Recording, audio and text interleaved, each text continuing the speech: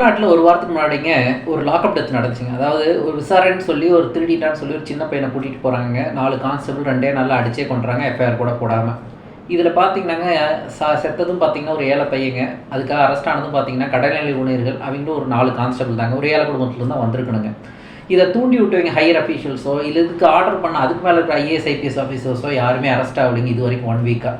கடைசியாக யாரும் தண்டனையும் பெற மாட்டாங்க. ஹையர் அஃபீஷியல்ஸ் ரொம்ப லோவர் அஃபீஷியல்ஸ் மட்டும்தான் வந்து அரெஸ்ட் ஆவாங்க, தண்டனை புரிவாங்க. இது எல்லா இன்சிடென்ட்லையும் இதே தான் நடக்குதுங்க.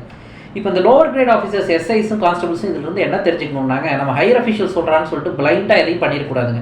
பண்ணிங்கன்னா உங்கள் ஃபேமிலி தான் நடுத்தரவில் வரும், நீங்கள் தான் பாவம் அரெஸ்ட் ஆவீங்க. நீங்கள் உண்மையாலுமே ஏழை குடும்பத்தில் தான் வரீங்க, நைட்டு போலும் வெயிலில் காயிறீங்க, பந்தோபஸ்த் டியூட்டின்னு சொல்கிறீங்க, அவங்களை பாவம் ஐயா ஐயான்னு கூப்பிட்டு வேறு சுற்றிட்டு திரியிறீங்க. பட் உங்களை காப்பாற்ற இன்றைக்கி யாருமே வரலிங்க. ஸோ தயவு செய்து மக்களுக்காக வேலை செய்யுங்க. ஹையர் அஃபீஷியல்ஸ் சொல்கிறாங்கன்னு சொல்லிட்டு பயந்து இந்த மாதிரிலாம் செய்யாதீங்க. சரி, என்ன மேக்ஸிமம் உங்களை ட்ரான்ஸ்ஃபர் பண்ணிடுவாங்க, சஸ்பெண்ட் பண்ணுவாங்க, எல்லாத்தையும் பண்ணிட முடியுவாங்க. எல்லா காலங்களும் ஒன்று சேர்ந்துட்டிங்கன்னா என்ன பண்ண முடியும்?